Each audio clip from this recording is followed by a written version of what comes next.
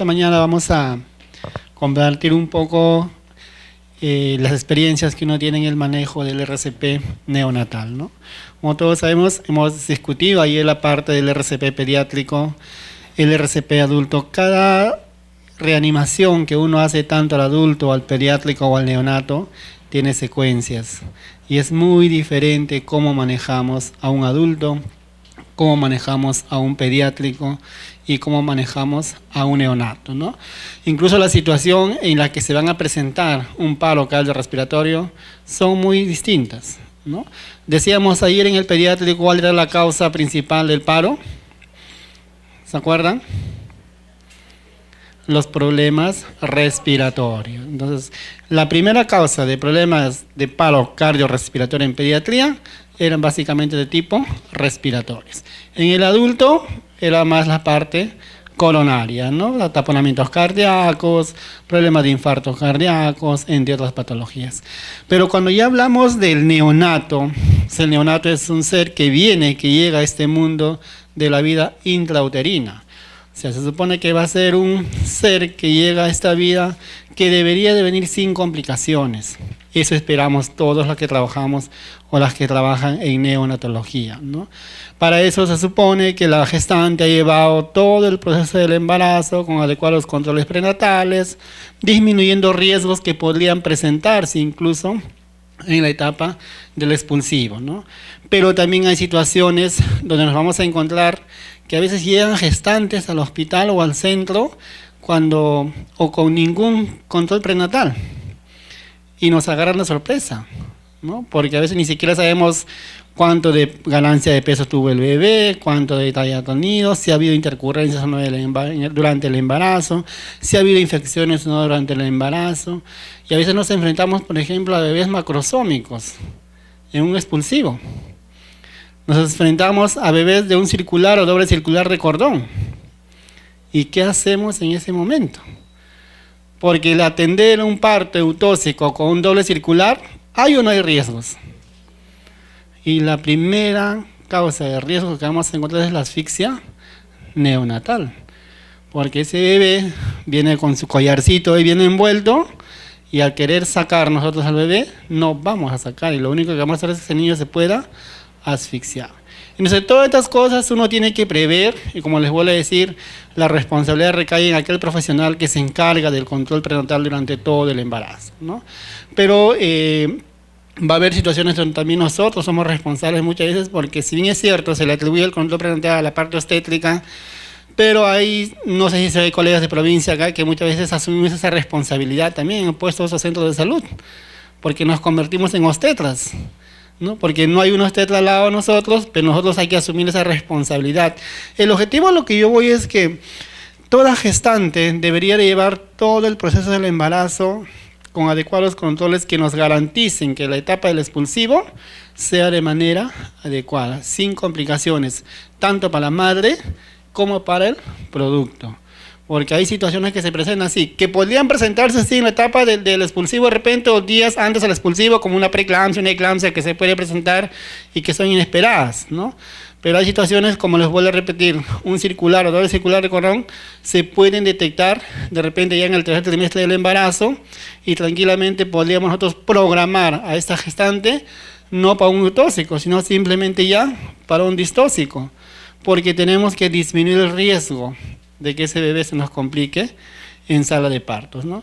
Entonces, cuando uno habla del RCP neonatal, está básicamente enfocado a aquellas complicaciones que va a presentar el recién nacido durante el expulsivo en la sala de partos, ¿no? Entonces, la reanimación básicamente neonatal constituye una de las grandes emergencias neonatales, ya que la misma puede determinar un alto riesgo de mortalidad y morbilidad asociado básicamente a la hipoxia, ¿no? ¿Por qué? Porque ese bebé sufre en el canal del parto. Y otra de las cosas que a veces enfrentamos, y yo lo he vivido en el hospital, es la lucha que tenemos a veces con los ginecólogos. Porque hay ginecólogos que porfían con macrosómicos en hacer un parto eutóxico. Y cuando corremos a sala, cuando el bebé empieza a hacer desaceleración cardíaca. Recién se preocupa cuando empieza a bajar frecuencia cardíaca el bebé, pidan una sala de emergencia porque va a entrar a cesárea. porque saben que ese bebé se está complicando. En mi hospital tenemos 5 niños en la unidad de cuidados intermedios neonatales, productos básicamente de sufrimiento fetal agudo.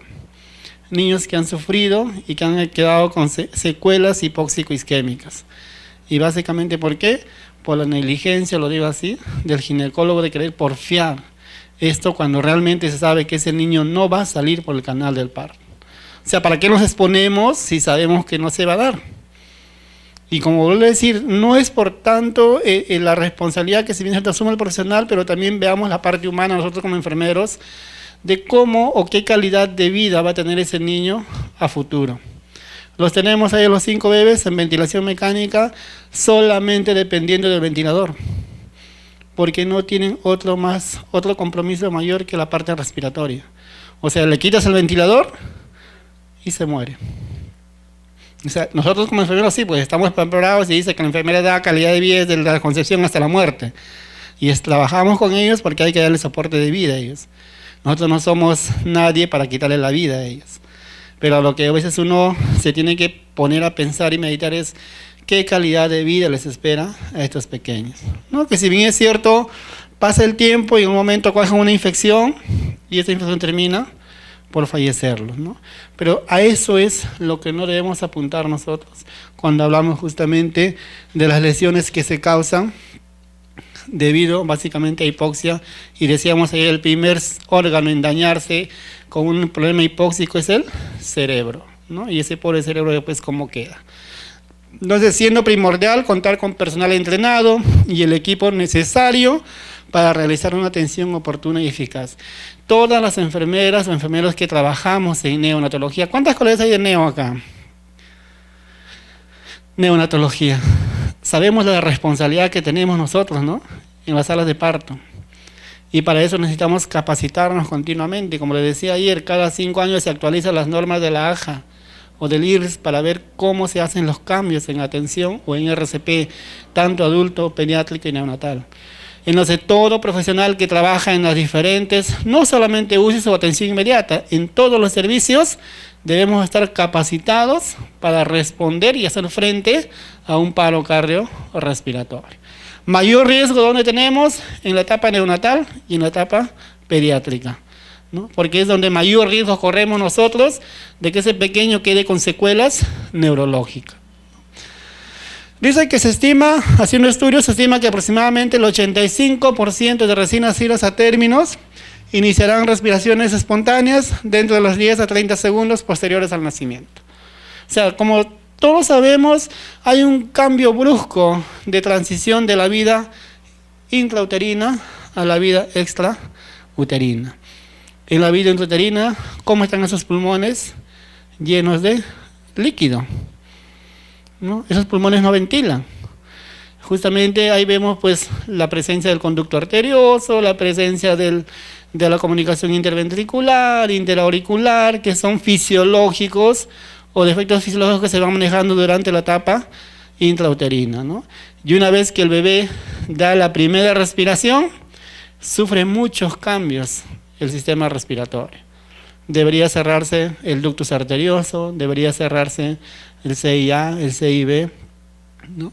Y tranquilamente el niño empieza con la respiración espontánea. Entonces, eso es lo que esperamos nosotros en la etapa extrauterina después que el niño empieza o después que hacemos la ligadura del cordón umbilical, ¿no? Pero dice que hay un 10% adicional, responderá durante el secado y la estimulación. O sea, tenemos a un 10% de esos pequeñitos que no van a respirar o llorar solos, que necesitan del estímulo. Nacen aparentemente deprimidos, de repente un poco cianóticos, ¿y qué es lo que hacemos nosotros en atención inmediata? Estimular, ¿no? Pero el estimular lo hacemos a través del secado. Ponemos los campos precalentados, empezamos a secar, a frotar la espaldita y el bebé empieza a llorar, ¿no? Hay un 10% dentro de esta población neonatal, ¿no? Cerca del 3% iniciará respiraciones después de la ventilación con presión positiva. O sea, hay parte de neonatos que van a requerir asistencia ventilatoria. Y cuando nos referimos a ventilación a presión positiva, es básicamente hacer uso de una bolsa de reanimación con oxígeno adicional para que ese niño pueda empezar a respirar, ¿no? Pero ya hay un riesgo en ellos, si hay un riesgo, porque esos bebés ya no están respirando solos, o sea, necesitan de un estímulo para que puedan iniciar el proceso o el ciclo respiratorio. El detalle está si nos van a responder o no ante este estímulo de iniciar ventilación a presión positiva, porque a veces empezamos con la ventilación, dejamos y el bebé sigue sin respirar. Entonces, a tomar todas las decisiones, sí, pues hay que tomar decisiones posteriores dependiendo cómo responde el niño posterior a estos procedimientos que hacemos, ¿no? Un 2% que requerirá intubación como sostenga su función respiratoria, básicamente son niños que ya nacen con depresión respiratoria. Niños que hacen sufrimiento fetal, se logra el expulsivo y el niño no va a responder. Hacemos ventilación a presión positiva, pero recuerden que la ventilación asistida es momentánea, porque yo no puedo tener periodos prolongados haciendo ventilación a presión positiva con una bolsa. O sea, si yo sé y ya analizo y deduzco que ese niño va a tener mayor asistencia o requerimiento de ventilación, necesariamente hay que intubar a ese niño. ¿Y dónde se intuba? En la sala de partos, ¿no? Porque ahí se empieza a dar asistencia ventilatoria según la necesidad que requiera el neonato. Y hay un 0.1% que va a requerir masaje cardíaco o el uso de drogas como la adrenalina para estimular tanto la parte ventilatoria como la parte cardiovascular. Básicamente en este porcentaje del 2% y el 0.1% ya hablamos de aquellos neonatos que requieren reanimación cardiopulmonar, porque necesitamos recuperar la vitalidad de estos pequeñitos, porque si los dejamos tranquilamente se nos muere, ¿no? De ahí la gran importancia que uno tiene que asumir, como lo vuelvo a decir las enfermeras que trabajamos en neonatología o en sala de partos, básicamente, cómo respondemos a estas situaciones que se nos presentan durante un expulsivo, ¿no? Entonces, ¿qué es el RCP neonatal? Básicamente es un conjunto de medidas que se realizan para tratar precozmente la homeostasis postnatal y hemodinámica correcta. Lo que yo tengo que lograr a través de un RCP es lograr estabilizar hemodinámicamente al neonato y lograr que su adaptación a la vida extrauterina logre salir sin complicaciones, que el bebé pueda adaptarse tranquilamente posterior a una reanimación, ¿no? Asimismo, la finalidad es prevenir la morbilidad y mortalidad derivadas de una potencial lesión básicamente tisular hipóxico isquémico, ¿no? Ese es el gran problema que se presenta justamente a raíz de los paros cardiorrespiratorios. Y es uno de los grandes problemas que uno tiene que enfrentar cuando los que estamos a cargo de la atención inmediata somos los enfermeros y sé que tengo que atender a un paciente en paro cardiorrespiratorio. Evitar esto, revertir que el niño me termine con una secuela, básicamente causa hipóxico isquémico, ¿no? Y para eso debemos estar bastante capacitados y saber cuál es la secuencia correcta de hacer un RCP neonatal, ¿no? ¿Cuál es el objetivo entonces? Básicamente establecer una vía aérea permeable, porque incluso hay niños que nacen deprimidos, pero con el simplemente hecho de aspirar o posicionar adecuadamente, el niño vuelve a respirar, sin necesidad de dar ventilación a presión positiva, sin necesidad de usar drogas. Un buen posicionamiento y una buena aspiración nos garantiza apertura de vía aérea y tranquilamente el bebé puede recuperarse, ¿no? ¿Cuál es el otro objetivo?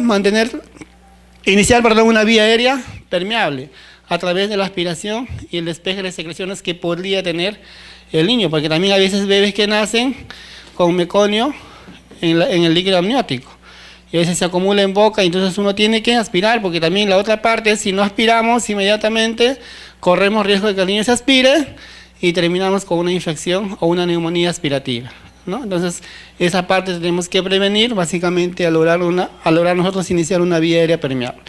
Mantener la circulación sanguínea adecuada, o sea, basta que el niño logre una respiración espontánea y vigorosa, vamos a lograr nosotros mantener la circulación sanguínea adecuada. Pero si el niño nace deprimido, con una frecuencia cardíaca, digamos, menos de 100 o menos de 60, es un niño que necesita apoyo para que ese corazón pueda dar la adecuada el adecuado flujo sanguíneo a todo el organismo, ¿no? Y el otro es básicamente pues el objetivo primordial de hacer un RCP de alta calidad es prevenir el daño tisular, ¿no? Y de esa manera se revierte básicamente los problemas que podían desencadenar frente a un paro cardiorrespiratorio neonatal. Es importante que como profesionales de enfermería debemos anticiparnos frente a qué nos vamos a enfrentar en una etapa o en un parto que uno va a atender. Debemos conocer cuáles son los antecedentes maternos. O sea, como enfermeros debemos de revisar la historia. ¿Qué tipo de gestante está en trabajo de parto? ¿No? Muchas veces nos deslindamos de esa responsabilidad porque está la obstetra ahí, lo dejamos a la obstetra que revise todo y nosotros como enfermeros solo vemos la parte de neonatal o preparar mi atención inmediata. Pero es importante revisar los antecedentes de la madre y cómo ha llevado toda la etapa prenatal para saber a qué nos estamos enfrentando nosotros o a qué nos vamos a enfrentar posteriormente en la atención inmediata que uno va a hacer con ese bebé. Porque imagínense que en la historia clínica dice ya que el bebé viene con un circular de cordón y la enfermera no sepa. Sería fatal, ¿no? Porque deberíamos saber nosotros, o por lo menos investigar o preguntar qué antecedentes de importancia tiene esa madre, para que de alguna manera tomemos decisiones acertadas y correctas y prevenir este tipo de situaciones. Por eso hablamos de la anticipación nosotros como profesionales antes de atender o hacer la atención inmediata, ¿no? Madre con factores de riesgo, hay muchos factores de riesgo con los que puede venir la gestante, ¿no? Hipertensión arterial, de repente una preeclampsia que ya desarrolló, circular de cordón, doble circular de cordón, de repente puede venir con desprendimiento prematuro de placenta, de repente vino ya con sus hemorragias de segundo, tercer trimestre, porque hay gestantes que a veces se les manda reposo absoluto en el tercer trimestre, porque nosotros lo que queremos es que el producto siga madurando y llegue a completar las 40 semanas, ¿no? Entonces, todos estos antecedentes es importante saber y conocer para que al final la atención inmediata que uno va a realizar sea de manera exitosa, ¿no? Entonces, ya nosotros anticipándonos a lo que vamos a atender como profesionales de enfermería y responsables de la atención inmediata del recién nacido, debemos tener una sala de partos con equipamiento especial. Porque si yo sé que ese niño posiblemente va a sufrir o va a hacer sufrimiento fetal, yo tengo que estar preparado en mi sala de partos, por ejemplo, para dar ventilación a presión positiva. Porque no va a ser que el bebé nació, sale deprimido, no respira, y vamos a necesitar darle ventilación a presión positiva, traigan la bolsa y no hay bolsa. No sé si ustedes han visto en el Facebook hace 3 o 4 meses atrás una situación bastante desagradable, y que menos mal que no habían enfermeras ahí, porque eran todas obstetras. O sea, no saber dónde está tu equipo de ligadura de cordón, tu equipo de parto, no saber dónde están los equipos, y ver cómo la obstetra estimulaba y gritaba y no hacían nada por salvar la vida de ese bebé. O sea, algo insólito, ¿no? O sea, siendo profesionales y ellas que querer abarcar esa área realmente de la atención inmediata y no estar preparadas. Bueno, de repente no fue la responsabilidad de la obstetra que llevó, porque ella es la que llevó, supuestamente lo que entendí, que ella es la que llevó a la gestante, y la que recibía en el centro de salud o hospital, no sabían nada, incluidos internos o residentes que habían ahí. No respondían a esa emergencia, porque en ese momento se volvió una emergencia porque se tenía que salvar la vida de ese pobre neonato, y lo veíamos que cada vez se ponía morado y nadie hacía nada. Entonces, eso es lo que no debería pasar en enfermería, por ejemplo. Porque las enfermeras y enfermeros deberíamos estar totalmente capacitados y deberíamos leer que la norma técnica de atención inmediata recién nacido, la norma técnica neonatal. Porque ahí nos establecen los parámetros y pautas que debe cumplir toda la enfermera que trabaja en sala de partos. Y cuál es el equipamiento necesario que debe haber en la sala de partos para atender un parto normal o un parto con complicaciones. O sea, para todo debemos estar preparados nosotros ahí. Y la enfermera del área debería conocer de rincón a rincón su sala. Y no decir, ¿y dónde está la bolsa? ¿Y dónde están los tubos? ¿Y dónde está el laringoscopio? Vamos a intubar, colocamos el laringoscopio, no hay pilas, o no prenden las pilas. O sea, ¿de quién es responsabilidad eso? Es de enfermería. Porque la enfermera está a cargo de toda la sala y en todos los servicios de hospitalización la enfermera está a cargo y es dueña del servicio. Entonces tiene que ser la responsable de un equipamiento completo y de verificar el funcionamiento de todos los equipos que va a manejar en la sala de atención inmediata. Y de esa manera vamos a garantizar una atención inmediata y oportuna sin perder tiempo. Porque ustedes saben que los segundos en un paro cardiorrespiratorio neonatal es vital y fundamental para evitar complicaciones en el recién nacido. Entonces, hagamos una reflexión los que trabajemos en neo y en todas las áreas de hospitalización, de que debemos estar preparados nosotros en el área donde sea para atender un paro cardiorrespiratorio, ¿no? Entonces, innecesariamente, pues si tenemos a un niño que nace deprimido, por ende, posiblemente haya la necesidad de requerir una unidad de cuidados intensivos neonatales. Porque si bien es cierto, hay niños que salen del paro cardiorrespiratorio, se recuperan en sala de partos y pasan a la unidad de intermedios de observación. Pero también hay niños que a veces demora en sacar del paro y a veces quedan intubados y necesariamente van a tener que requerir ventilación mecánica. Entonces, a esos pacientes sí o sí hay que referirlos a una unidad de cuidados intensivos, porque a veces ya no solo van a necesitar ventilación mecánica, sino van a necesitar el uso de drogas para mejorar el estado hemodinámico de los pequeños, ¿no?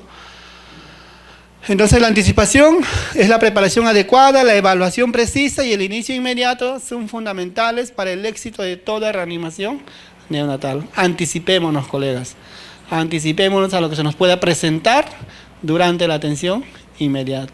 Y solo así vamos a garantizar nosotros un éxito en la reanimación neonatal. Porque ustedes saben que nosotros como enfermeros somos parte importante del equipo de sala de partos.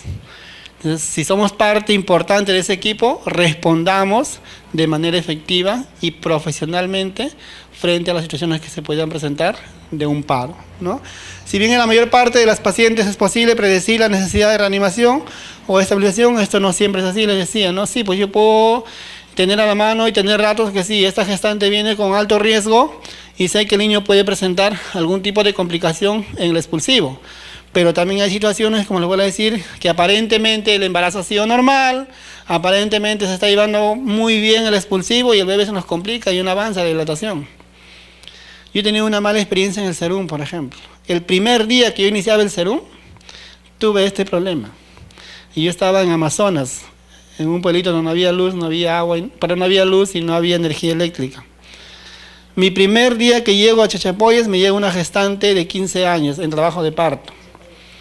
Y en mi establecimiento no había más, encima era un día domingo. Y me dejaron de retén a mí, como era un nuevecito que entraba al establecimiento, me dejaron de retén a mí ahí. Llegó la gestante a las 3 de la mañana y como todo serumista, yo recién salí de la universidad y me iba al serum, ¿no? Pero sabía lo que tenía que hacer, empecé a canalizar la vía, monitorizar, ver a la bebé, a la señora y empezó el trabajo de parto.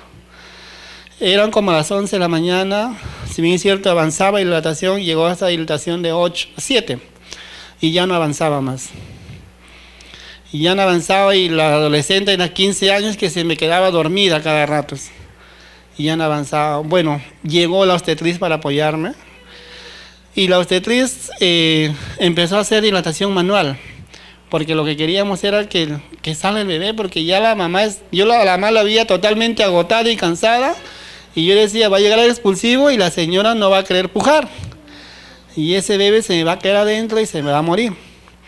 Y la obstetriz empezó dilatación manual. Llegamos hasta 9 con la dilatación manual. Empezó a coronar y el bebé no salía. Empecé a controlar frecuencia cardíaca y estaba en 100, llegaba a 95, bajaba a 90 y ya me preocupé. Y en ese momento sabía que el cristal ya está contraindicado hacer. Pero no me quedaba de otra que subir encima de la chica y hacer cristal. Para mal ahora sí, porque terminé desgarrando el útero de la chica. Logramos salvar al bebé, nació deprimido, lo reanimamos, si bien es cierto solamente en estimulación, lo estimulamos, logramos sacar al bebé, despertó, empezó a llorar, aparentemente todo bonito y ya, pasó nuestro trauma ese momento de la atención inmediata. Nuevamente me dejan solo para controlar a la puérpera, habrán pasado 2 horas y yo entro a la sala de observación y la puérpera era un papel, un gasparín.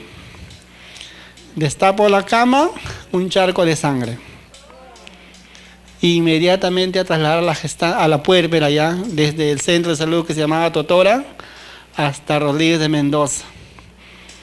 Llegamos a Rodríguez de Mendoza, en un hospital nivel 1, tiene internamiento, le hicieron la revisión con espéculo y vimos que en el útero había una parte donde sangraba, pero así, a chorro.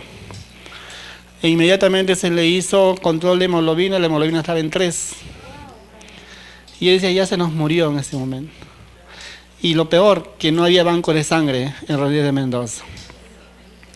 ¿Y qué se hizo? Cogimos a una técnica voluntaria a hacer transfusión directa. Transfusión directa porque mira, yo he hecho el serum en el 2007. Y en esas épocas era sacramentado una muerte materna en provincia. Muerte materna y muerte neonatal era pues una calamidad para las direzas, porque te llevaban investigación tras investigación y tenía que responder por qué se murió la gestante o la puérpera gestante o por qué se murió el recién nacido. Una experiencia que sí la viví, que me quedó acá y que por eso decidí yo hacer UCI neonatal, porque yo decía, tengo que saber qué hacer para responder en estas situaciones. Pero lo bueno es que logramos salvar a la puérpera, ¿no? Y lo malo que me castigaron porque me mandaron hasta chachapoyas que yo lleve a la paciente, de que traiga a la paciente, porque no era mi responsabilidad, porque se supone que yo cuando transfiero un paciente al establecimiento de mayor complejidad, el enfermero que está ahí me recibe el paciente y hace su responsabilidad. Pero el colega no quiso hacerse responsable de nada. O sea, me dijo, si se muere, es tu responsabilidad.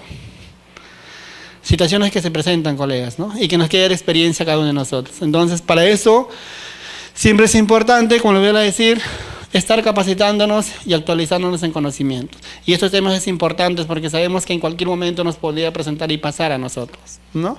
Entonces, de cualquier manera, con una cuidadosa consideración de los factores de riesgo, la mayoría de los recién nacidos que necesitan reanimación pueden ser incluso identificados antes de que ellos nazcan. Y ya nos estamos anticipando a lograr realizar un RCP exitoso, ¿no? Entonces, hay 3 fases de la reanimación. La primera es la preparación, la anticipación que uno debe tener y qué necesitamos nosotros en la unidad o en la sala de partos para atender a este recién nacido. La reanimación propiamente dicha, si estamos frente a un paro cardiorrespiratorio, y los cuidados que damos post-reanimación, que podría ser en una unidad de cuidados intermedios o en algunos casos el bebé podría requerir ingresar a una unidad de cuidados intensivos, ¿no? En la preparación, necesariamente debemos tener una fuente de calor. Y todos sabemos que la atención inmediata tenemos nuestras cunas radiantes. Una cuna radiante que nos garantice lograr una temperatura adecuada del paciente.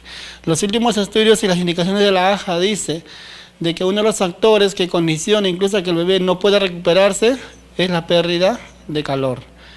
Que dice la AJA en sus últimos investigaciones en 2015 que la temperatura ideal para mantener a todo recién nacido va de 36.5 a 37.5. Entonces, para eso es necesario nosotros garantizar un buen equipamiento a través de una cuna radiante. Campos y mantas precalentadas. Sabemos que para la atención inmediata debemos tener nuestros campos precalentados para hacer el secado. Recuerden que el primer secado es con un campo, descartamos el segundo secado con otro campo. La idea es limpiar bien y secar bien al bebé para evitar pérdida de calor, ¿no? ¿Qué más? En algunas instituciones para los prematuritos usamos bolsas plásticas para evitar la pérdida de calor. Se hace un primer secado, un segundo secado, inmediatamente se le coloca las bolsas plásticas estéril para que el bebé pueda, así evitemos pérdida de calor, ¿no? Y gorros y medias posteriormente ya para lograr estabilizar y mantener una temperatura adecuada del bebé. El equipo de aspiración, si es que estamos a la mano, armar en la sala de partos una fuente de aspiración con presiones adecuadas que van de 80 a 100 milímetros de mercurio. Recuerden que el proceso de aspiración o el procedimiento de aspiración también resulta o puede resultar dañino para el paciente si no regulamos adecuadas presiones. Por eso es que muchas veces en la sala de parto se opta por usar las perillas de goma. ¿Por qué? Porque causamos y corremos menor riesgo de lesionar a los pequeños. Y lo otro es que a veces, como dice acá, ¿no? Aspirar solo en presencia de sangre o otras sustancias, no en los primeros 5 minutos, porque causamos efecto reflejo vagal que puede provocar bradicardia. Por eso es que muchas veces se evita usar un sistema de aspiración empotrado. Lo más recomendable, y imagino que ustedes que trabajan en neo, más usamos las perillas de goma para lograr despejar vía aérea. Y es lo más recomendable que nos piden. Salvo tengamos pacientitos o recién nacidos con meconio, como les decía, con abundante meconio sangrado, en ese caso sí tengo que aspirar secreciones porque tengo que liberar vía aérea. La idea es que el meconio que ya ingresó a cavidad bucal logre ingresar a vías aéreas y el paciente termine aspirando. Entonces yo tengo que despejar con mayor rapidez la vía aérea. En ese caso sí podríamos utilizar nosotros una fuente de aspiración empotrada, ¿no? El dispositivo para ventilar, hay que tener el flujómetro, un mezclador o blender, aire y oxígeno. No sé qué tanta experiencia tienen ustedes en manejar el blender, ¿no? ¿Conocen el blender todas? El mezclador de aire, ¿no? Lo último, el blender es un sistema, bueno, haciendo un poco recordar, antes usábamos el CPAP, ¿no? El CPAP de burbujas, que usábamos de manera artesanal con los frascos. Poco a poco se ido modificando y a través que se hizo estudios posteriores, se recomendó no usar oxígeno puro en los pacientes. ¿Por qué? Porque el oxígeno puro era factor desencadenante de hemorragias interventriculares, eran los causantes de las displasias broncopulmonares, eran causantes de retinopatía de la prematuridad. Hay niños o neonatos que quedaban ciegos justamente por el uso excesivo de oxígeno, ¿no? Entonces, a raíz de eso, salen los blenders o los mezcladores de oxígeno. O sea, estos sistemas lo que hacen es mezclar aire y mezclan oxígeno, para así garantizar en disminuir el riesgo asociado al uso del oxígeno excesivo en los pacientes. Entonces, debemos tener, sí, porque hay pacientitos que post-reanimación aún van a necesitar soporte de oxigenoterapia. Y el primer soporte que uno puede elegir es usar un sistema blender a través de un CPAP y tranquilamente el niño va a ir mejorando su función respiratoria.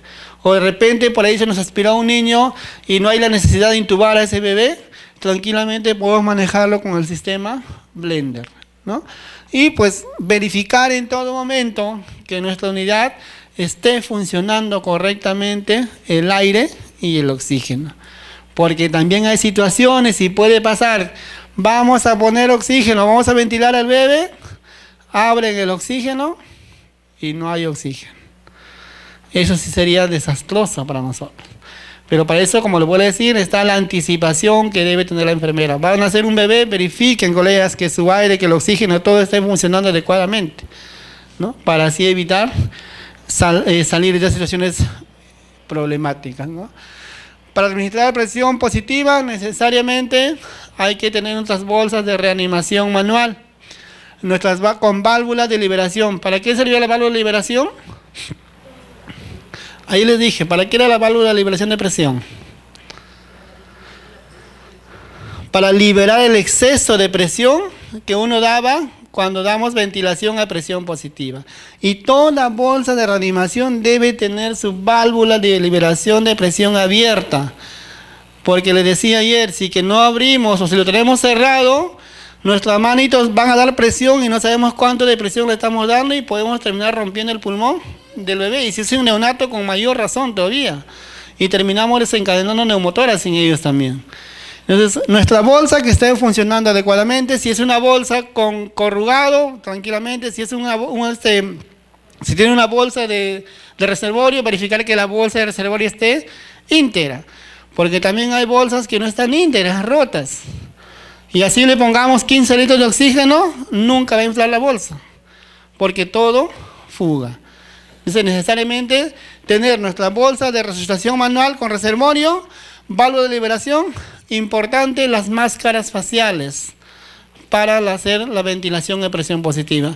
Y recordemos que por anatomía, los pequeñitos o neonatos tienen la cara redonda. Entonces las máscaras faciales deben ser redondas.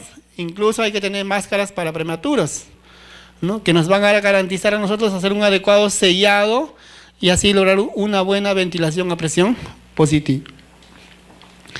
Laringoscopios con diferentes palas de diferentes tamaños. Siempre hay que verificar la operatividad y funcionamiento de los laringoscopios.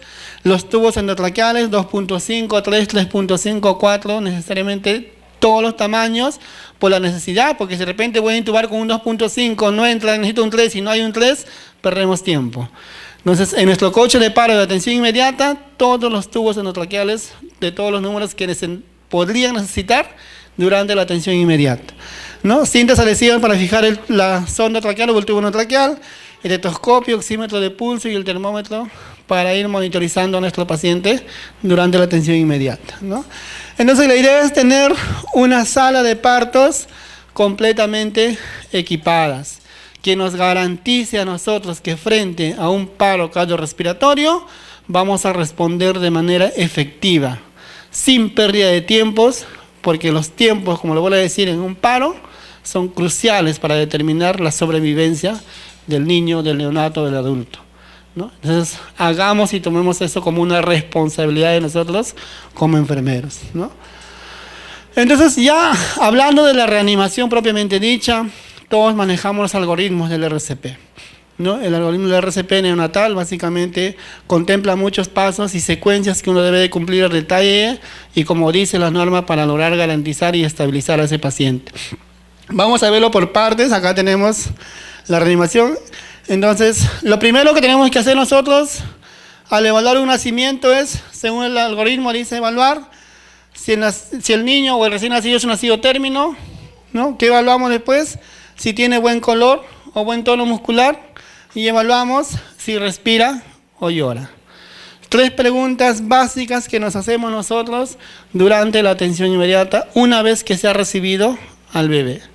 Nos respondemos, si el bebé nos responde, permanecemos junto a la madre durante la atención de rutina del bebé, lo calentamos y colocamos en el vientre materno haciendo el apego madre-niño, ¿no? Ese es un recién nacido normal, sin complicaciones.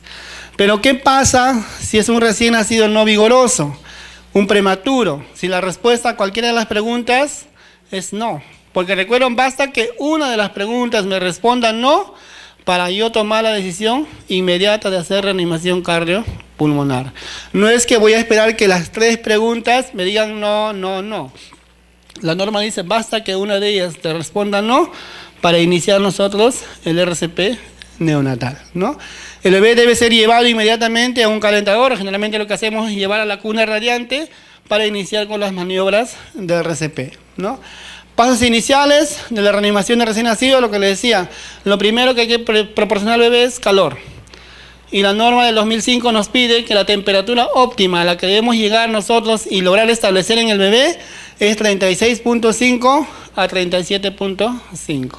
Eso nos va a garantizar y facilitar también posteriormente que la reanimación sea de manera exitosa. ¿Qué más? El bebé debe colocarse bajo un calentador radiante para que el equipo de reanimación pueda acceder a él fácilmente sin causar excesiva pérdida de calor. Y lo importante es que si yo voy a iniciar RCP en sala de partos, tener un área despejada donde esté la cuna radiante. Porque recuerden ustedes que durante el RCP neonatal no solo va a atender la enfermera, va a entrar todo el equipo necesario para hacer la atención inmediata, para hacer el RCP. Se va a entrar la enfermera, incluso hasta 2 o 3 enfermeras.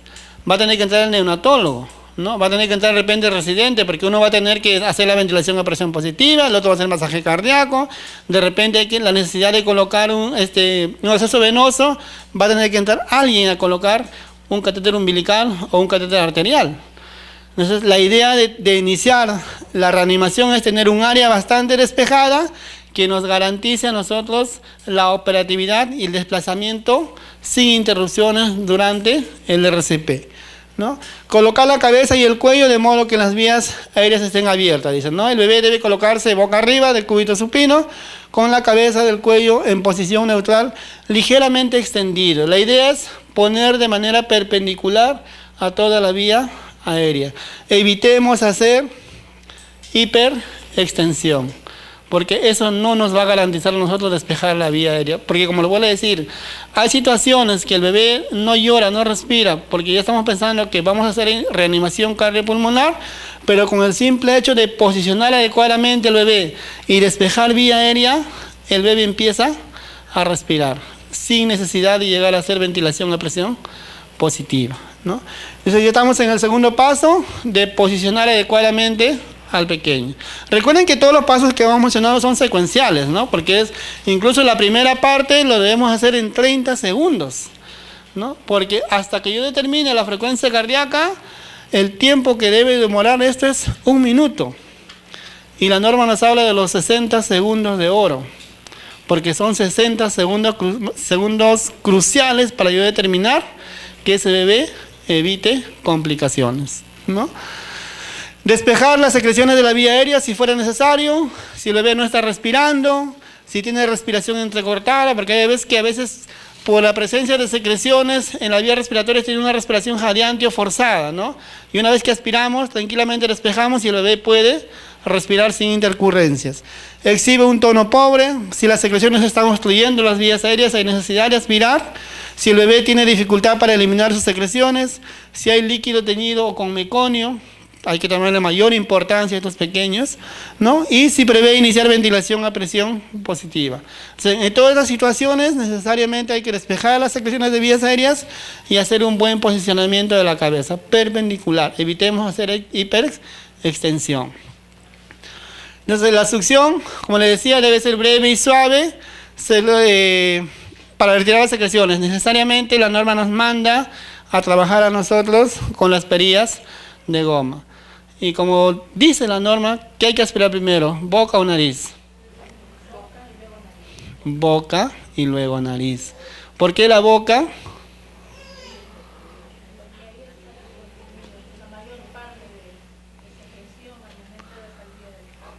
Claro, porque ahí tenemos mayor cantidad de secreciones y hay mayor riesgo de que el bebé se nos aspire. Por eso es que lo que tengo que priorizar yo es aspirar primero la boca. Una vez que despejamos boca, recién aspiramos las fosas nasales. Y nunca nos olvidemos de esa secuencia. Primero aspiramos boca y después aspiramos fosas nasales. Y es la manera correcta como nos mandan a nosotros las normas para hacer un buen despeje de vías aéreas, ¿no? Como dice acá, succione la boca antes que la nariz para asegurarse de que no haya nada que el recién nacido pueda aspirar en caso de que boquee cuando se succione la nariz, ¿no? Boquee cuando el bebé está pues, con una respiración bastante jadeante o está luchando para lograr tener una ventilación espontánea, ¿no? Secar y proporcionar de manera suave y lograr la estimulación táctil, ¿no? Como les decía, hay bebés pues, que sí nacen deprimidos y que gracias a un buen secado y una buena estimulación logramos recuperar al bebé, ¿no? Entonces la piel mojada dice que aumenta la pérdida de calor por evaporación. Colocar al bebé sobre una toalla o manta cálida y seque suavemente todo el líquido, ¿no? Volvemos a decir, usamos hasta 2 campos para el secado. Un primer secado con un campo, descartamos, usamos un segundo campo para el segundo secado y descartamos, ¿no? La idea es hacer un buen secado y a través del secado hacemos una buena estimulación. Siempre es importante hacer un frote enérgico en la espalda del bebé para que éste pueda estimularse y pueda de repente lograr respirar solo y llorar solo, ¿no? Ustedes saben que con el llanto se garantiza una mejor apertura de la vía aérea. O sea, permeabilizamos y el niño puede lograr vigorosidad y tranquilamente el niño puede adaptarse a la vida extrauterina. O sea, la idea es hacer una buena estimulación para que ese bebé pueda recuperarse si es que no hay necesidad de hacer ventilación a presión positiva, ¿no? Si tenemos, como dice acá, si la primera vez tenemos hoja, desecharla y utilizar nuevas toallas y mantener cálidas para continuar el secado, ¿no?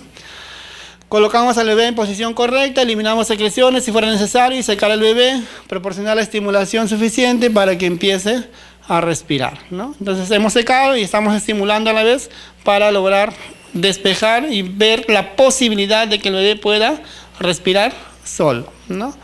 Entonces recordemos, dice que todos estos pasos que hemos visto, o sea, el posicionamiento, el paso del secado y el paso de la estimulación, ¿cuánto debe durar? 30 segundos. O sea, son 30 segundos. ¿Sabes la rapidez con que tenemos que hacer eso?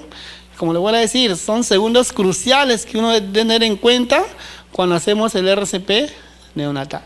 Entonces, realizar todos estos pasos durante el intervalo entre el parto y el pinzamiento del cordón umbilical y deben completarse en un lapso aproximadamente de 30 segundos después del parto.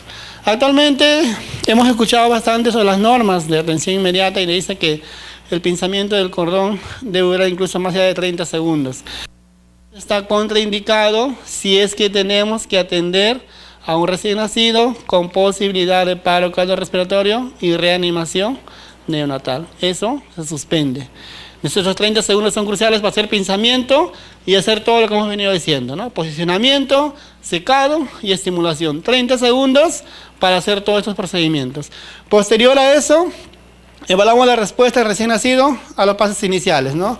Evaluamos la respiración y frecuencia cardíaca del recién nacido para determinar si el bebé está respondiendo o no a estos pasos iniciales. O sea, el objetivo de haber hecho todos estos pasos iniciales es de que el bebé pueda responder, ¿no? Y evitemos justamente la ventilación a presión positiva. Y tranquilamente despejamos y pasamos a cuidados intermedios del bebé, ¿no? Esto no debe tardar más que 30 segundos adicionales. O sea, hicimos la primera parte de posicionamiento, de secado, de estimulación. El bebé no respondió, empezamos con otros 30 segundos para evaluar frecuencia respiratoria y evaluar frecuencia cardíaca, para tomar la decisión inmediata de empezar con la ventilación a presión positiva. O sea, como les vuelvo a decir, ustedes si leen alguna literatura nos hablan de los 60 segundos de oro que uno debe tener a hacer la atención inmediata de recién nacido, ¿no? Entonces, si recién nacido no respira, no tiene respiraciones espontáneas adecuadas, pero sí tiene frecuencia cardíaca de 100 latidos por minuto o más, tomamos otra decisión. En el transcurso de un minuto, a partir del parto, debemos comenzar solamente con la ventilación a presión positiva. O sea, en este caso, y nos dicen los estudios que la mayor cantidad de recién nacidos en paro cardiorrespiratorio, solamente con una buena ventilación a presión positiva, logramos sacar a los bebés, porque el niño solo necesita oxígeno suplementario para poder responder adecuadamente y lograr estabilizarse hemodinámicamente ese niño, ¿no? Entonces recuerden que la ventilación de los pulmones del bebé es la medida más importante y eficaz durante la reanimación neonatal. Eso no nos olvidemos, colegas, la ventilación de los pulmones. Por eso que yo hablo y digo siempre, una correcta estimulación y una correcta ventilación a presión positiva nos va a garantizar a nosotros que el bebé logre salir sin incluso llegar al masaje cardíaco ni al uso de drogas, ¿no? Respiraciones, evaluamos si el bebé llora o respira. Si el recién nacido no respira o exhibe respiración entrecortada, jadeante o boqueante, procedemos directamente con la ventilación a presión positiva, ¿no? Se debe evaluar la frecuencia cardíaca del bebé mientras iniciamos la ventilación a presión positiva. En eso estamos evaluando la frecuencia respiratoria del niño, ¿no? Y lo otro es, evaluamos frecuencia cardíaca, o sea, de la mano van los dos, evalúo frecuencia respiratoria y frecuencia cardíaca. Y como les voy a decir, para eso necesitamos todo un equipo de profesionales dentro de la sala que trabajemos de manera organizada, ¿no? Cada uno con su responsabilidad, voy tomando frecuencia respiratoria y depende del otro asistente la frecuencia cardíaca para ver en cuánto estamos, ¿no? Si el bebé respira de forma eficaz, la frecuencia cardíaca debe ser al menos 100 latidos por minuto, ¿no?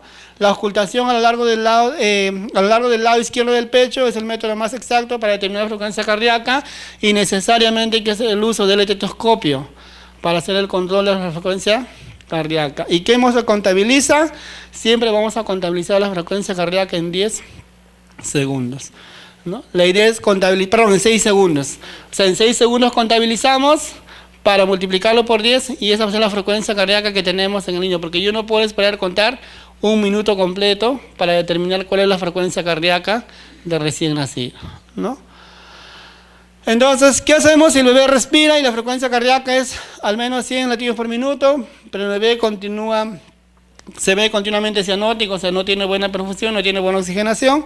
Lo que hacemos, habíamos evaluado si es nacido a término, buen tono muscular, respira o no llora. ¿Qué hemos decidido? Que no, ¿no? Entonces, calentamos, lo que hacemos son las medidas iniciales que hemos hecho, estimulación, posicionamiento y secado en el bebé. Si no respondía a eso, vamos a evaluar frecuencia respiratoria y frecuencia cardíaca. Si en esa evaluación encontramos que el bebé tiene al menos 100 latidos por minuto, pero no tiene buena respiración, lo que hacíamos era respirar, el niño está con expresión dificultoso, continuamos con soporte ventilatorio, ¿no?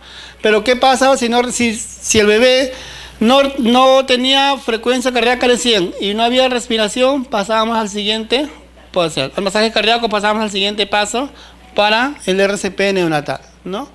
Después de los pasos iniciales, hay que hacer que el bebé, si el bebé no respira o su frecuencia cardíaca es baja, hablamos menos de 100, empezamos con la ventilación a presión positiva, si el bebé no respiraba o estaba en apnea, ¿no? O si el bebé tenía respiración entrecortada. Cuando comenzamos ventilación a presión positiva, si el bebé parece respirar, pero la frecuencia cardíaca era menos de 100 latidos por minuto. Y lo otro es pedir ayuda adicionalmente inmediata si es que si somos el único profesional que estamos haciendo la reanimación cardiopulmonar. O sea, necesariamente hay que pedir asistencia y ayuda para que la reanimación neonatal sea exitosa, ¿no? Si el bebé no ha respondido a los pasos iniciales dentro del primer minuto de vida, no es adecuado seguir proporcionando solamente estimulación táctil, ¿no? O sea, ya dejamos y pasamos al siguiente paso para iniciar con la ventilación a presión positiva, ¿no? Entonces, ¿cómo se prepara para comenzar una buena ventilación? Eso ya debíamos haberlo visto nosotros en la anticipación de todo lo que se va a requerir o vamos a requerir durante la reanimación para hacer una buena ventilación a presión positiva, ¿no? Eliminar secreciones de las vías aéreas, colocamos junto a la cabeza del bebé y colocamos la cabeza y el cuello del bebé en la posición correcta, perpendicular, para lograr un buen despeje de la vía aérea, ¿no? Eso es lo que decía, vamos a elegir una máscara correcta, ¿no? Como les voy a decir, generalmente en la etapa neonatal, las máscaras más adecuadas van a ser las que tienen forma circular, porque es la que se va a adaptar a la anatomía de la cara del bebé, ¿no? Porque también hay máscaras de forma anatómica, que generalmente pueden servir para pediatría, o haber situaciones de repente que nos van a servir usar estas máscaras. Pero en todo caso, en nuestra sala de atención inmediata, debemos tener las máscaras circulares y las máscaras anatómicas, ¿no? Para dar una buena ventilación a presión positiva, ¿no? Entonces, la idea de elegir una máscara adecuada para dar ventilación a presión positiva es que esta máscara haga un buen sellado de boca y nariz. Y como vemos acá, máscara de tamaño correcto, es una máscara anatómica que cubre boca y nariz. Esta es incorrecta porque es muy pequeña. La idea cuando hablamos de buena máscara que selle boca y nariz, que cubre nariz, llegue hasta el mentón, ¿no? Y en este caso, si ustedes vemos, la máscara solamente cubre el labio y no va a garantizar dar una buena ventilación a presión positiva. Esta, demasiado grande, ¿no? Y ya está muy molesta toda la cara del bebé y que tampoco va a garantizar hacer. La idea de usar una máscara es lograr hacer un buen sello, que no haya fuga, que nos garantice dar una ventilación a presión positiva adecuada, ¿no? Y esta, pues, que tampoco garantiza. Ahora, en las anatómicas circulares, esta es muy pequeña, que solamente igual llega al borde del labio, que no te va a garantizar un buen sello. Esta es muy pequeña, que tampoco nos garantiza una buena ventilación a presión positiva. Y estas son muy grandes. Como les voy a decir, es elegir adecuadamente una máscara para dar una buena ventilación a presión positiva, ¿no? ¿Cuál es la concentración de oxígeno que debemos utilizar? Según las normas establecidas, nos dice de que debemos para la reanimación inicial de los recién nacidos con 35 semanas a más de gestación, lo óptimo es usar FiO2 al 21%, ¿no? Con 21% tranquilamente vamos a lograr hacer una reanimación eficaz, ¿no? Pero si tenemos pequeñitos o recién nacidos con menos de 35 semanas, lo último que ha establecido la AJA es podemos usar FiO desde 21 al 30%.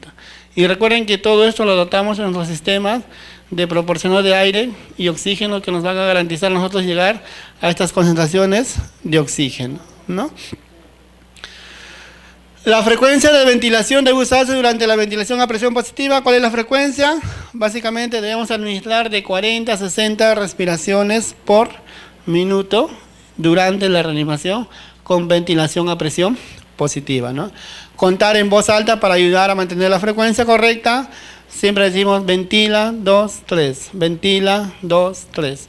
hacer una secuencia correcta que nos garantice una secuencia apropiada y lograr llegar a estas 40 a 60 respiraciones por minuto. Y esto es bastante manejable cuando uno hace la reanimación cardiopulmonar.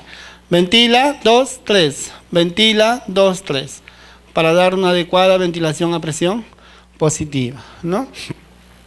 Como dice acá, diga ventila, o sea, hacemos ventila, cuando presionamos la bolsa, 2, 3, soltamos. Ventila, 2, 3, porque también tenemos que lograr la expansión de la caja torácica para garantizar una adecuada oxigenación, ¿no? Evaluando la respuesta del bebé a la ventilación a presión positiva, ¿no? El indicador más importante de cuando digo yo que mi ventilación a presión positiva está siendo exitosa es básicamente el aumento de la frecuencia cardíaca. Si yo logro aumentar la frecuencia cardíaca con la ventilación a presión positiva, estaríamos hablando de que nuestra ventilación está siendo de manera exitosa, ¿no? Inicia la ventilación a la frecuencia y presión recomendadas. Se realizarán 2 evaluaciones de la respuesta de la frecuencia cardíaca del bebé a la ventilación a presión positiva por separado, ¿no? Y lo otro, su primera evaluación determina si la frecuencia cardíaca del bebé está aumentando con la ventilación a presión positiva. La primera evaluación de la frecuencia cardíaca, básicamente verificamos la frecuencia cardíaca del bebé después de 15 segundos de ventilación a presión positiva. Y para eso es importante trabajar con tiempos cuando hacemos el RCP neonatal. O sea, pasamos 15 segundos de la ventilación a presión positiva, hacemos la primera evaluación de la frecuencia cardíaca, ¿no? En la primera evaluación que vemos, si está aumentado, anunciamos o decimos en voz alta, la frecuencia cardíaca está aumentando, ¿no? Y la decisión a tomar es continuar con la ventilación a presión positiva, y la segunda evaluación de la frecuencia cardíaca será después de otros 15 segundos de continuar con la ventilación a presión positiva. Eso es si es que estamos aumentando la frecuencia cardíaca. ¿Qué pasa si no está aumentando y el pecho sí se está moviendo? Otra cosa que no va moviendo es porque hay expansión torácica frente a la ventilación a presión positiva, ¿no? Anunciada la frecuencia cardíaca no está aumentando, pero el pecho sí se está moviendo. O sea, ir comunicando lo que estamos observando durante la reanimación, ¿no? Y continuar con la ventilación a presión positiva, que mueva el pecho, y la segunda evaluación lo hacemos después de otros 15 segundos de ventilación a presión positiva. Pero si es que estamos frente a que no estamos aumentando la frecuencia cardíaca y el pecho no se está aumentando o no vemos ampliación de la caja torácica, lo que tenemos que hacer es comunicar, la frecuencia cardíaca no está aumentando, ¿no? Hay que preocuparnos, no está aumentando la frecuencia cardíaca. Pasos correctivos, lo que se tiene que seguir acá es con los pasos o medidas correctivas que uno debe tener para garantizar y evaluar qué está fallando en la ventilación a presión positiva que estamos dando al pequeño, ¿no? Y para eso creo que todos hemos escuchado al Mr. Sopa, ¿no? Que de acá nos va a nosotros indicar qué debemos evaluar en el niño y qué medidas correctivas hay que tomar para mejorar esa ventilación a presión positiva en el bebé. Lo primero que hay que ver es la máscara. Si realmente estamos usando una máscara adecuada y si estamos haciendo un buen ajuste, un buen sellado de la máscara que estamos usando en el recién nacido, ¿no? Vuelva a colocar la máscara, considere el uso de la técnica de las 2 manos que nos garantice un buen sellado frente a la cara del recién nacido. ¿Qué más? La reubicación de la vía aérea, coloque la cabeza en una posición neutral o ligeramente extendida que nos garantice una buena apertura de la vía aérea, porque si tengo así el bebé y estamos con la máscara, por más que queremos ventilación a presión positiva, no vamos a expandir la caja torácica, ¿no? Lo otro es, una vez que evaluamos estos 2 puntos, volvemos a probar la ventilación a presión positiva y evaluamos si es que hay o no ampliación de caja torácica, ¿no? ¿Qué más evaluamos? Succión y boca y nariz. De repente hay la necesidad de aspirar secreciones y se las hay que aspirar y despejar vía aérea para lograr una buena despeje de la vía aérea. Boca abierta, abra la boca y levante la mandíbula hacia adelante. Igual hacemos un nuevo proceso para ver si realmente logramos o no hacer una ventilación a presión positiva adecuada. Después que viene la presión aumentada, aumente la presión e incremento de 5 a 10 centímetros hasta máximo 40 centímetros de la ventilación a presión positiva, ¿no? Y lo otro es una vía aérea alternativa, ¿no? Si de repente habiendo evaluado todos los datos anteriores, no está respondiendo la ventilación a presión positiva, hay que evaluar la necesidad de intubación endotraqueal, ¿no? O si no se puede intubar, podemos usar máscaras laríngeas que nos va a garantizar y nos van a asegurar una buena apertura de la vía aérea, ¿no? Y de esa manera lograr una buena ventilación a presión positiva, ¿no? Alertar al equipo de reanimación cuando se logre el movimiento del pecho con la ventilación. Una vez que logre el movimiento del pecho, con cada respiración hay que comunicar fuerte, el pecho se está moviendo ahora. O sea, hemos hecho la primera evaluación, vemos que no está respondiendo, hemos hecho las medidas correctivas que nos indica la norma y volvemos a dar ventilación a presión positiva. Y si vemos que ya hay ampliación de caja torácica, comunicamos, ¿no? Que ya hay ampliación de caja torácica o el pecho se está moviendo, ¿no? Y continuamos con la ventilación a presión positiva durante 30 segundos más para garantizar que todo el equipo sepa lo que estamos haciendo para lograr una segunda evaluación, ¿no? Ya posterior a eso tenemos una segunda evaluación del bebé. En la segunda evaluación lo vamos a ver si al menos tenemos 100 latidos por minuto. Si tenemos al menos 100 latidos por minuto solo con ventilación a presión positiva, continuar con la ventilación a presión positiva logrando una frecuencia respiratoria de 40 a 60 respiraciones por minuto, ¿no? Si tenemos una frecuencia que va de 60 a 99 y no hemos logrado aún los 100, hay que tomar la decisión de reevaluar nuevamente la ventilación. Y acá sí la necesidad es básicamente de intubación endotraqueal, porque la intubación endotraqueal o la máscara laríngea sí nos va a garantizar a nosotros lograr una adecuada ventilación a presión positiva, porque se despeja completamente la vía aérea, ¿no? Y hacer nuevamente los pasos correctivos de ventilación si fuera necesario. Pero si tenemos una frecuencia cardíaca de menos de 60 latidos por minuto, hay que reevaluar la ventilación, hay que tomar las medidas correctivas de ventilación si fuera necesario. Como les decía, en este caso también ya está indicado introducir una vía aérea alternativa, que en este caso es la intubación endotraqueal. Y si no hay mejoría con oxígeno al 100%, hay que iniciar masaje cardíaco, ¿no? Entonces ya llegamos a las compresiones torácicas. Hemos evaluado que la frecuencia cardíaca es menos de 100, ya hemos dado ventilación a presión positiva. Vimos en un primer momento que no había mejoría, hemos tomado medidas correctivas, hemos hecho una segunda evaluación y empezamos con las compresiones torácicas, ¿no? Las compresiones torácicas indican si la frecuencia cardíaca llega a menos de 60 latidos por minuto. Entonces ahí empezamos la frecuencia cardíaca luego de al menos 30 segundos de ventilación a presión positiva que insuflan los pulmones, y eso tenemos que evidenciarlo nosotros mediante la ampliación de la caja torácica, ¿no? ¿Dónde se coloca para administrar las compresiones torácicas? La idea es tener un buen posicionamiento o posicionarse adecuadamente la persona que va a hacer el masaje cardíaco. Buscar la manera más cómoda que te permite hacer un buen masaje y no tengamos interrupciones durante el proceso del masaje cardíaco, que podría ser, como dice acá, sobre la cabecera del niño o sobre la cabeza del niño, ¿no? Que te va a garantizar una buena posición y tú puedes hacer tranquilamente el masaje cardíaco, ¿no? ¿Dónde se colocan las manos durante las compresiones torácicas? Aplicar en el tercio inferior del esternón, ¿no? Coloque los pulgares sobre el esternón, justo debajo de la línea imaginaria intermamilar. Básicamente, los dos pulgares pueden ir juntos o uno sobre otro superpuestos. La idea es que logremos hacer un buen masaje cardíaco, ¿no? ¿Qué más nos dice? Rodea el tórax, y es lo más común que siempre se hace en la reanimación neonatal, ¿no?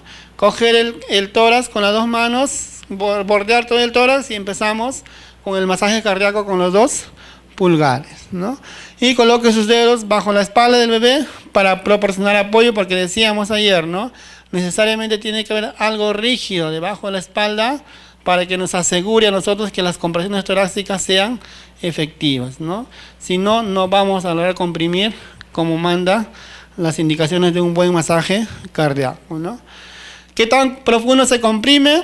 1/3 del diámetro antero-posterior del tórax, que más o menos, y luego libere la presión para dejar que la coagulación vuelva a llenar, si es lo que hablábamos ayer también. Compresiones y dejamos liberar el tórax, porque la idea es que estimulemos este corazón para que siga el ciclo cardíaco de sístole y diástole y pueda hacer un buen llenado cardíaco, ¿no? Una compresión consiste de la presión hacia abajo de la liberación, y la distancia real comprimida dependerá del tamaño del bebé en quien estemos haciendo la reanimación neonatal, ¿no? La frecuencia, básicamente, nos piden hacer una frecuencia de 90 compresiones por minuto, ¿no? Para alcanzar esta frecuencia, proporcionar 3 compresiones rápidas y una ventilación durante cada ciclo de 2 segundos, ¿no? Entonces, esto es lo que siempre hemos escuchado nosotros, la coordinación. Siempre es importante coordinar las compresiones torácicas con la ventilación a presión positiva, ¿no? Y siempre que hemos hecho, coordinamos 3 compresiones más una ventilación cada 2 segundos. La idea es que lleguemos a un episodio más o menos de 120 eventos por cada minuto, ¿no? Y para eso hay una nomotecnia que sé que yo lo aprendí también en la universidad, gracias al doctor Freddy Wiman, no sé si lo conocen, que es experto en esta materia del RCP neonatal, y que muy bonito nos explicaba y nos decía: y 1, y 2, y 3, y ventila. Y 1, y 2, y 3, ventila. Y 1, y 2, y 3, ventila. O sea, si seguimos esa secuencia, tranquilamente vamos a garantizar nosotros llegar a nuestros objetivo especial o considerable, que es una reanimación neonatal exitosa, ¿no? Entonces, ¿cuándo debe verificar la frecuencia cardíaca? Luego de comenzar las compresiones, ¿no? Esperamos 60 segundos después de comenzar las compresiones y la ventilación coordinadas, ¿no? O sea, hay la buena coordinación entre compresiones y ventilaciones, y pausar brevemente para evaluar y volver a evaluar la frecuencia cardíaca, ¿no? Como dice acá, los estudios han demostrado que puede llevar 1 minuto más para que la frecuencia cardíaca aumente luego de iniciado las compresiones torácicas, ¿no? Cuando detenemos las compresiones, interrumpimos si es que hemos mejorado la frecuencia cardíaca por encima de 60 latidos por minuto, pero continuamos con la ventilación a presión positiva hasta lograr por lo menos los 100 latidos por minuto, ¿no? O una vez que se suspendan las compresiones, vuelve a administrar ventilación a presión positiva a una frecuencia más rápida de 40 a 60 respiraciones por minuto. Pero el masaje no se suspende hasta lograr las 60 latidos por minuto, ¿no? ¿Qué hacemos si la frecuencia cardíaca no mejora luego de 60 segundos? Básicamente, mientras sigue administrando compresiones torácicas y ventilación coordinada, el equipo que esté reanimando al bebé debe evaluar rápidamente cómo está haciendo la calidad de la ventilación y de las compresiones torácicas, porque mucho va a depender de cuál es la técnica que estemos empleando, de si es adecuado o no, para que el bebé pueda salir de este paro, ¿no? Y se va a necesitar la administración de adrenalina si la frecuencia cardíaca del bebé sigue siendo menor a 60 segundos, ¿no? Entonces, ahí tenemos la dosis de adrenalina que ya posteriormente se utilizará si es que entramos a un RCP avanzado en la etapa neonatal, porque como le digo, el objetivo básicamente de trabajar el RCP neonatal es ventilación a presión positiva. Lo que se quieren es lograr una buena oxigenación, y muchas veces a través de una buena oxigenación logramos sacar al niño del paro, ¿no? ¿Tiene alguna pregunta? Muchas gracias.